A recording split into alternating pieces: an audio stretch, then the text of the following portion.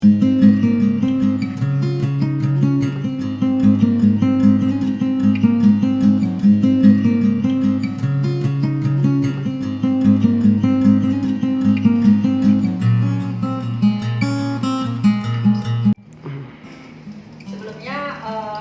Assalamualaikum warahmatullahi wabarakatuh.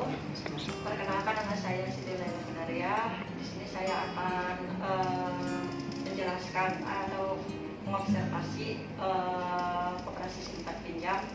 Nah, kebetulan di sini ada bapaknya. Kalau boleh tahu, bapak namanya siapa? Saya Dudi Hermawan dan saya di sini sebagai staf administrasi dan keuangan.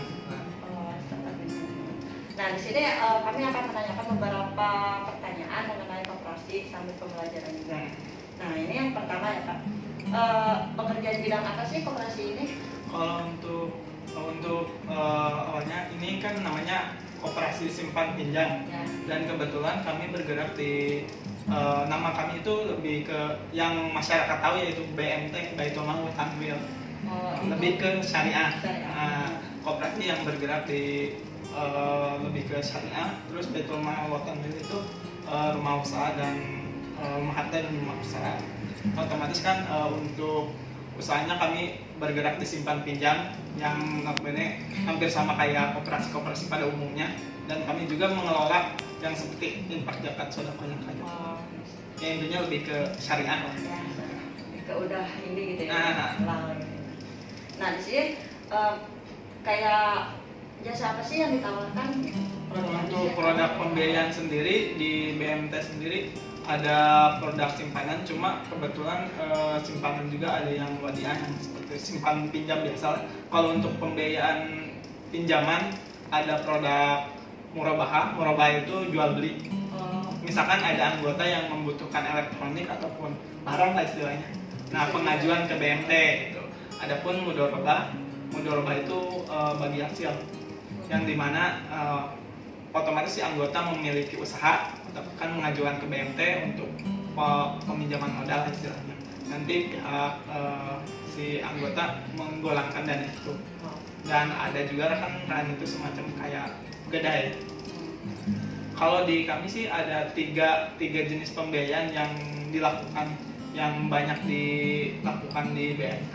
Dan untuk mudorobah sendiri untuk sekarang mulai jarang orang yang mengajukan, soalnya untuk mudorobah kan untuk ke BMT-nya itu ada bagi hasil kan. Nah, dimana masyarakat sekarang kan kalau bagi hasil kan otomatis ada persentase ya. Misalkan ke BMT berapa persen, untuk dianya berapa persen.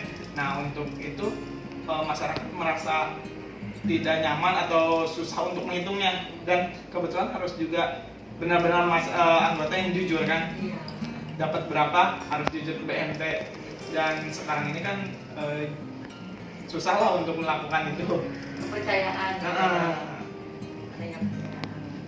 Berarti nggak simpan pinjam aja gitu ya? Iya, waktu masih kan awalnya dulu kita kan koperasi simpan pinjam, jadi ada yang simpan juga, ada yang pinjam juga. Nah, di sini angsurannya pembiayaan itu secara apa sih Pak? Maksudnya kayak cash atau kayak teguran harus gimana? Untuk kalau angsuran sendiri di BMT itu ada yang cash, ada yang transfer sistemnya. Nah, untuk kebanyakan sendiri di kami itu dijemput bola istilahnya. Anggota di rumah nanti diambil sama pihak kantor. Ada juga yang datang ke kantor langsung. Itu mungkin yang rumahnya di daerah mana dekat dengan kantor. Adapun kami langsung dijemput ke rumahnya. Dan untuk sistem angsuran sendiri kami itu rata-rata per bulan. Adapun pembayarannya itu per bulan satu kali.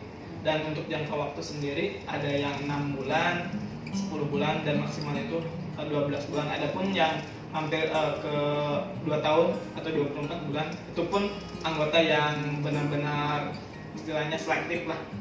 Nah, untuk angsuran sendiri ada juga yang transfer, misalkan karyawan yang tidak bisa datang ke kantor otomatis langsung transfer. Nanti kita kasihkan bukti angsurannya. Berarti maksudnya dari yang 3 bulan, tadi kan 3 bulan, 6 bulan, itu tuh dari kitanya sendiri apa kayak dari pihak kantornya yang memberikan segini gitu. Kalau Kita untuk gajiannya segini.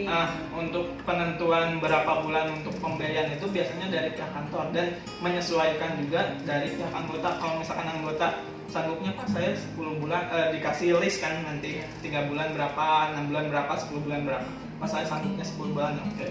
Nanti biasanya dikasih pilihan lah istilahnya. Nah, di sini apa saja sih persyaratan peminjaman gitu kan untuk bagi masyarakat biasa atau kayak bagi mahasiswa sendiri kan pasti ada namanya. Kalau untuk persyaratan di kami sih lebih umumnya hanya fotokopi KTP, KK sama biasa yang dokumen pendukungnya. Untuk yang penting itu fotokopi KTP sama KK yang biasanya. Terus slip gaji. Kalau misalkan karyawan kan slip gaji. Nah untuk misalkan ada mahasiswa pun yang mengajukan, jarang sih di kami yang kebetulan sih rata-rata itu yang mengajukan kami itu karyawan. Kalau dulu sih sebelum sekarang ya kita bekerja sama dengan PT-PT misalkan perusahaan gitu, masuk ke perusahaan, misalkan di perusahaannya ada koperasi atau tidak, nanti ada satu orang yang mengelola di perusahaan itu, nanti kita tinggal MOU dan kerjasamanya gimana. Nah terus ada juga yang misalkan ke majelis taklim, kumpulkan ibu-ibu biasanya itu, dengan ibu-ibu. Nanti ada satu orang yang mau istilahnya PIC, yang mengakomodir untuk mengelola di sana. Nanti pihak kami tinggal langsung dengan si ibu itu gitu. Untuk persyaratan sendiri itu sih yang umum.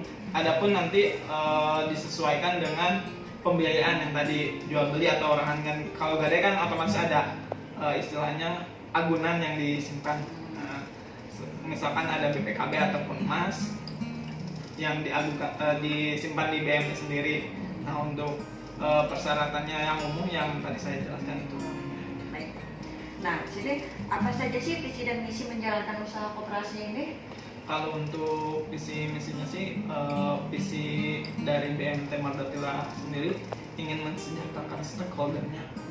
Dalam artian stakeholder itu dari pengelola BMT, terus otomatis ke anggota juga ingin mensejahterakan anggota, terus rekanan kerja kita, misalkan kita kan otomatis ada istilahnya rekanan kerja itu bekerja sama dengan misalkan toko, kita juga otomatis ingin mensejahterakan toko itu kan, mungkin misinya itu, dan misinya ingin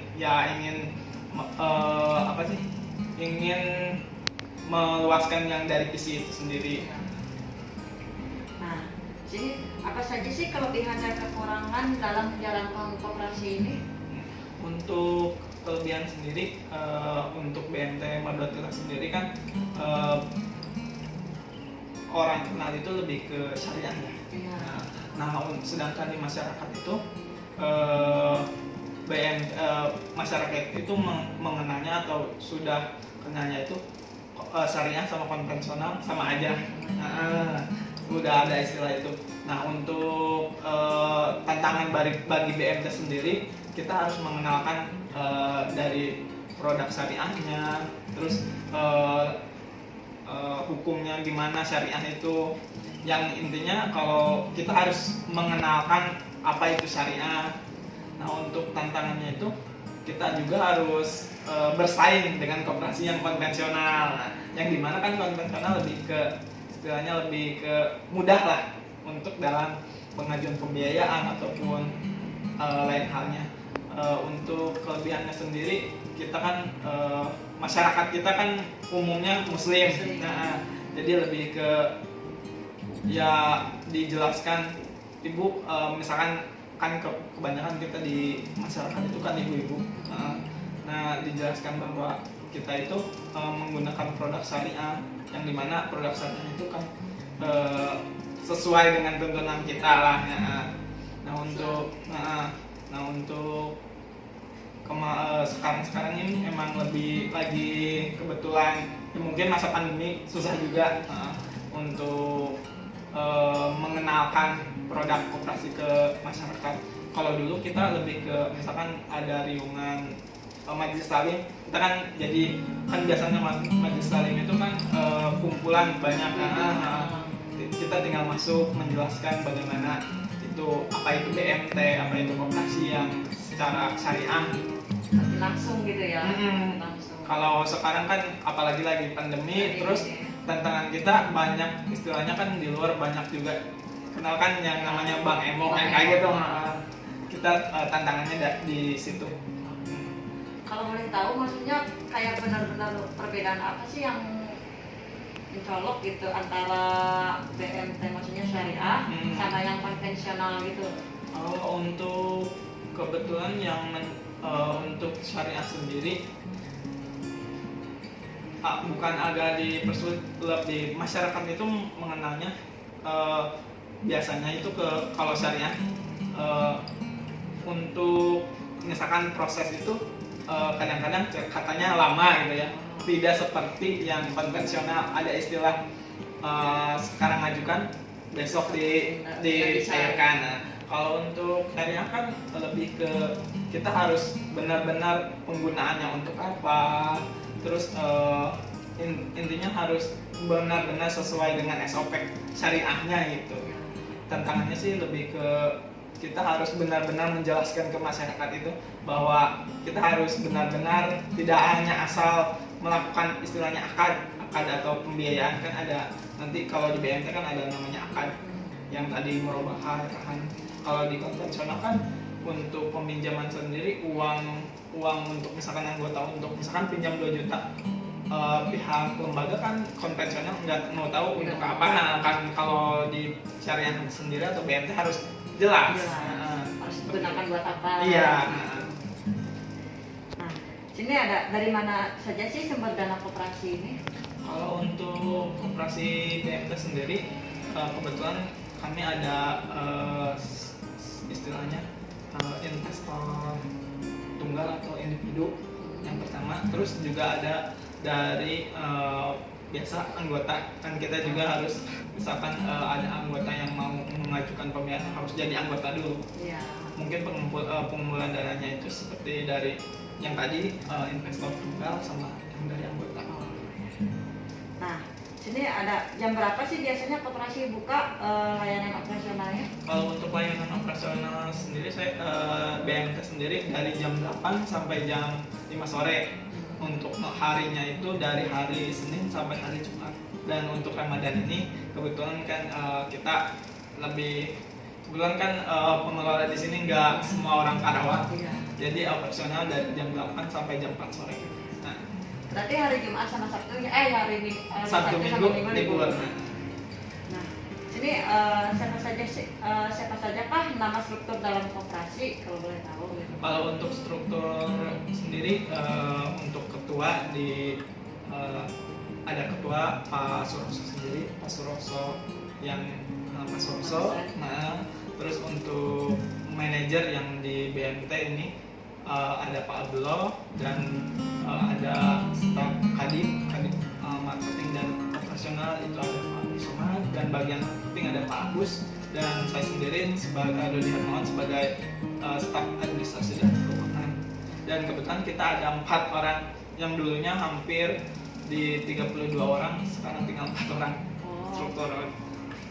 Kenapa biasanya dari 32 orang menjadi 4 itu? Untuk dulu kan 32 orang itu kita ada 3 cabang. 3 cabang. Kita kebetulan ada 3 cabang yang dari Purwakarta, terus Cikarang sama Karawang. Dan kebetulan Purwakarta sama Cikarang di merger ke Karawang semua. Jadi mungkin ini tinggal silahnya. Gitu. Berarti di sini kayak dibilang pusatnya atau pusatnya. Dan kebetulan BMT Madura sendiri sekarang tinggal 1 ini. Tinggal 1 ini saja. Ya baik, itu aja sih yang mau saya pertanyakan ya. Terima kasih sebelumnya ya. Kurang lebihnya mohon maaf. Wassalamualaikum warahmatullahi wabarakatuh.